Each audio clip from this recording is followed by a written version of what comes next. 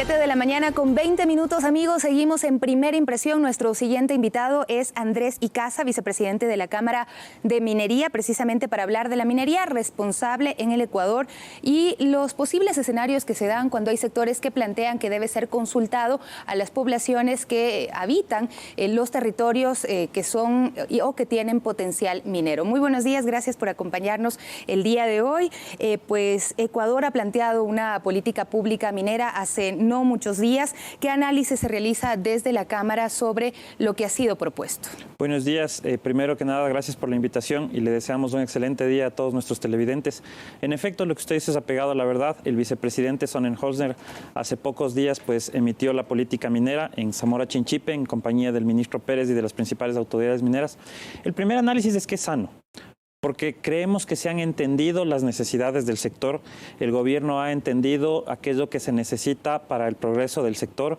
Por ejemplo, el tema de zanjar el asunto de consultas previas, el tema de lucha contra la minería ilegal, el tema de zanjar definitivamente esta problemática de consulta popular y consulta previa. Y todos esos elementos están definitivamente en la política minera. Entonces, en general, creemos que el fin último de la política minera es, digámoslo así, limpiar el camino para continuar en este desarrollo del sector.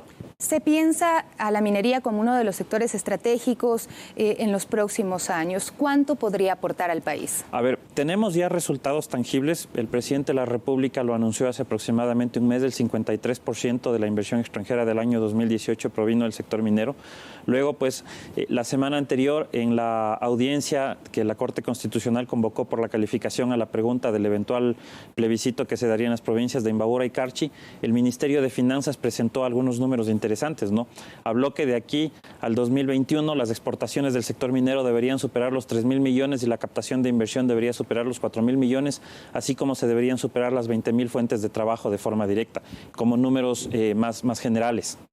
Ahí usted está planteando un tema importante, ¿no? Que se está pensando ya en la minería como uno de los sectores estratégicos para los próximos años. Ahora, los temas que también usted mencionaba y que están por resolver. El tema de la consulta previa. Nosotros, como periodistas, hemos estado constantemente en estas audiencias que se realizan de estos reclamos que vienen y que son sin duda legítimos de parte de las comunidades, en los que se plantea que no siempre se cumple con la consulta previa. Es decir, pues contar con la opinión de quienes habitan las zonas que van a ser afectadas, donde van a entrar las maquinarias, donde se va a afectar también el entorno y va a haber un trabajo con factores externos con los cuales no contaban y con los cuales no saben convivir todavía. Así es, usted está apegada en lo correcto. Recordemos que la Constitución del 2008 establece el derecho de consultas previas a pueblos, comunidades indígenas, territorios y comunidades ancestrales cuando hubieran proyectos extractivos que pudieran afectar su diario quehacer, su convivencia, ¿no? Su forma de vida. Lamentablemente, el gobierno, particularmente la pasada administración, digamos así, hizo camino recto de esto, o sea, nunca ejecutaron ese derecho. Hay que entender además que esta no es una violación de parte del operador minero, sino de parte del Estado. El Estado simplemente nunca practicó esa consulta.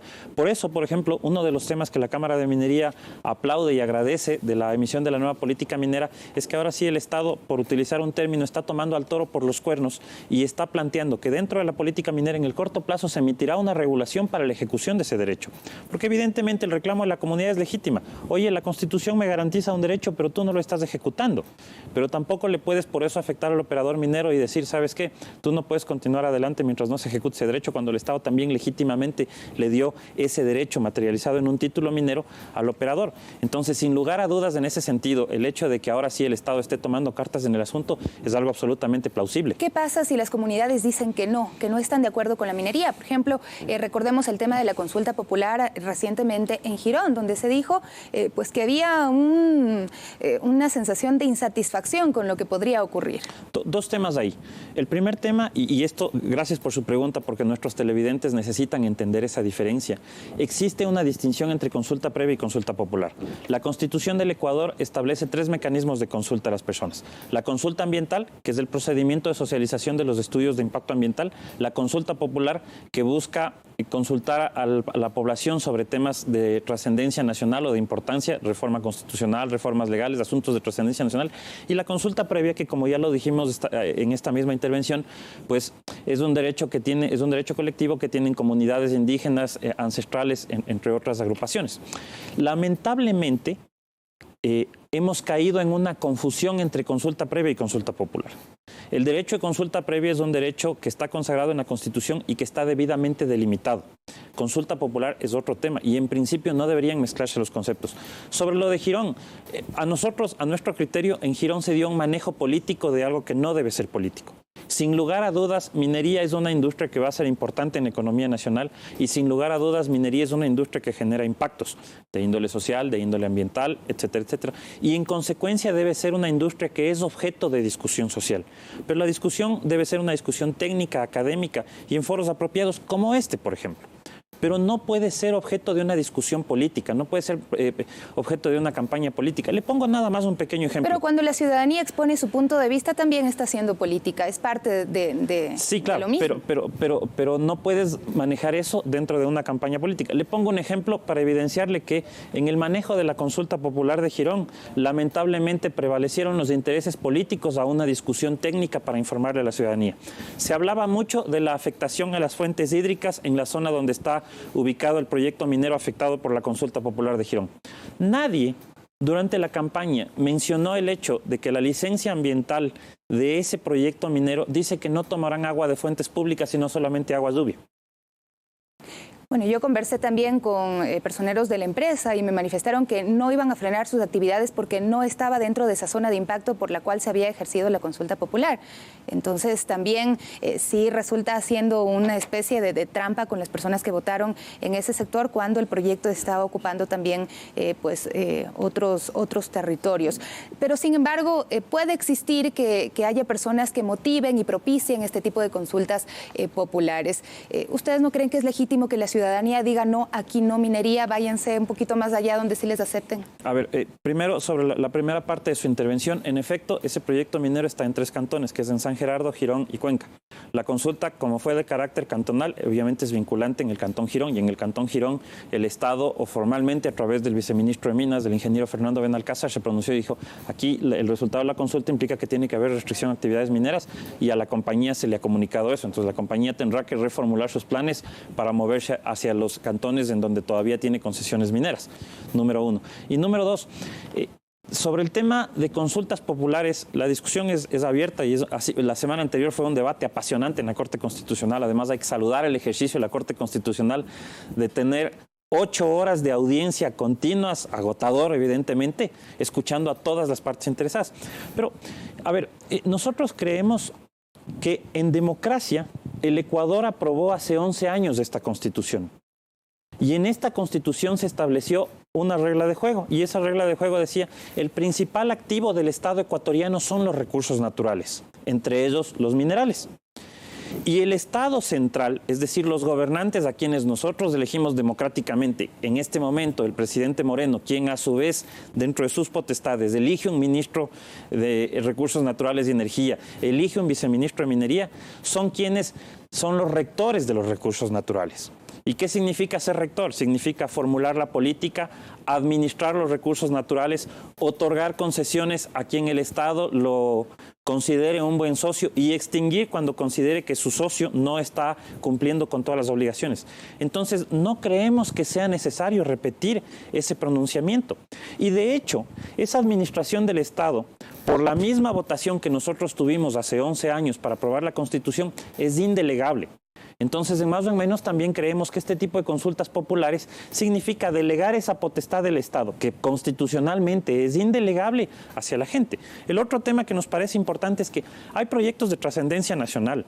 El mismo proyecto Loma Larga, que es el afectado por la consulta de Girón, es catalogado por el Estado ecuatoriano como uno de los 5 más importantes por el impacto que va a generar en la economía. Pero ahí no hay una contradicción cuando la misma Constitución también plantea que el soberano sin duda es el pueblo y que también puede buscar decidir sobre ciertos aspectos estratégicos.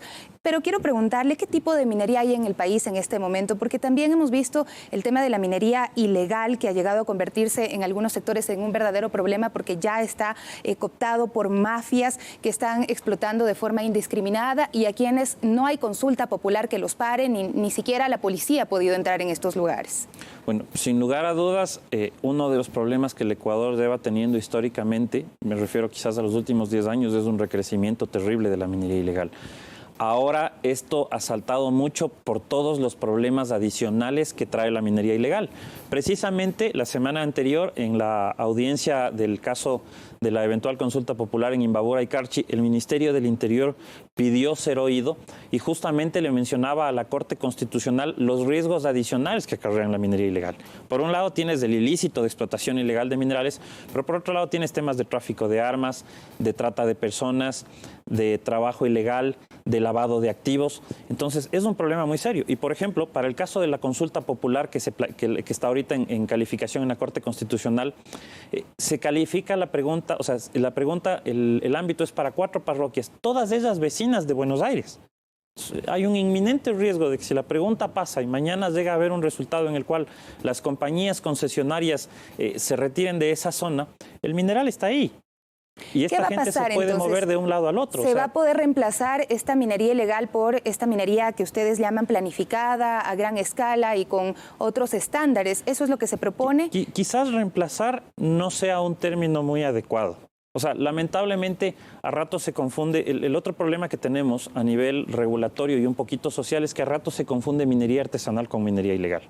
La normativa ecuatoriana define a la minería artesanal como aquella de subsistencia, aquella persona que no puede vivir de otra cosa y hace una extracción mínima para pagar su subsistencia y la subsistencia de su familia. Lamentablemente, muchas veces detrás de los mineros artesanales existen mafias que son las que compran los minerales, etcétera, etcétera. Y es eso sobre donde el Estado tiene que actuar, como ha empezado a hacerlo, con políticas más fuertes en materia de seguridad física.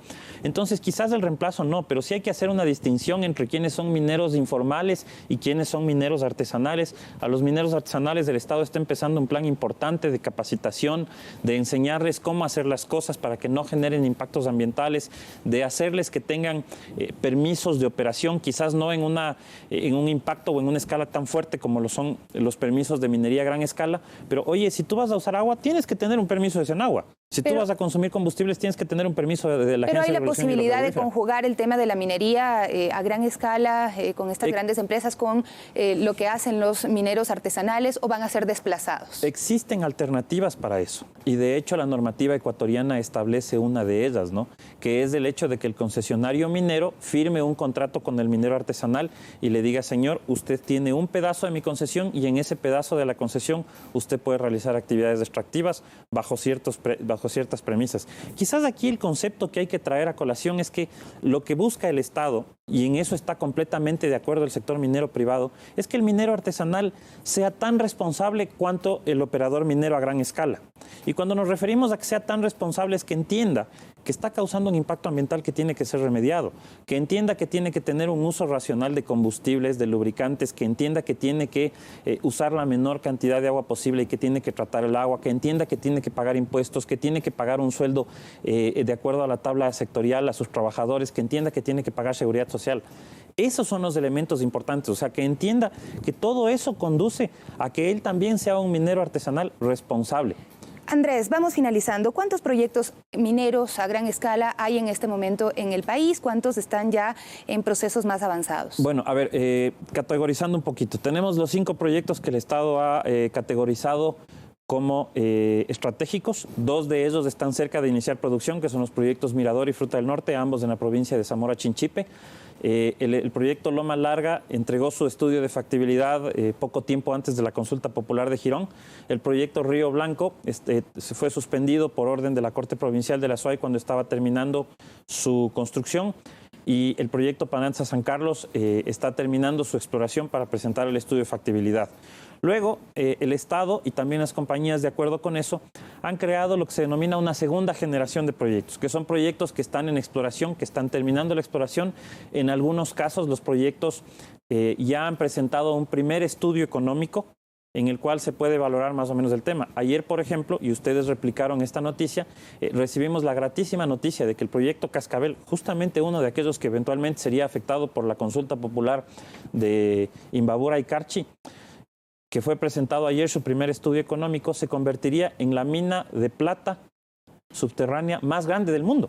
Entonces, en esa generación de proyectos tenemos al proyecto Cascabel, al proyecto La Plata, al proyecto Curipamba, Tenemos el proyecto Durimagua, que es una alianza entre NAMI y Codelco de Chile. Andrés, ¿el trato es justo para el país y para las mineras que invierten en estos grandes proyectos? ¿Cuánto se queda en el país? ¿Cuánto se llevan las empresas mineras de la inversión que realizan? Usted conoce que tenemos la norma constitucional del artículo 408, que dice que de las utilidades que genere el proyecto en producción, al menos el 50% se lo queda el Estado. En los contratos de explotación que tenemos, esa norma se cumple, ¿ya? Por una parte. Y por otra parte, quizás el otro elemento que es importante que tanto usted cuanto a nuestros televidentes conozcan, es que la inversión en exploración es inversión a riesgo. Entre los años 2016 y 2017, el Estado ecuatoriano otorgó 275 nuevas concesiones mineras. En estas concesiones mineras, el criterio decisor fue el monto de inversión que la compañía va a hacer en exploración, entendiéndose que la exploración es una suerte de apuesta. El inversor extranjero viene y le apuesta a encontrar algo y tiene que gastarse un montón de dinero para encontrar algo, pero eventualmente no encuentra nada y él perdió ese dinero. Lo importante es que ese dinero fue gastado aquí. ¿Ya? Ese dinero entró para sostener la dolarización, para generar fuentes de empleo locales, para generar emprendimientos locales. Entonces, esos son otros elementos que son muy importantes. Como le digo, habrán casos en los cuales esos proyectos lleguen a ser una mina, pero habrán otros casos en los que no. Muchísimas gracias por acompañarnos, Andrés Icaza, vicepresidente de la Cámara de Minería. Y nosotros nos despedimos ya en Primera Impresión. Siguen ustedes con las noticias en Telediario, también a través de Pública FM. Hasta el día de mañana.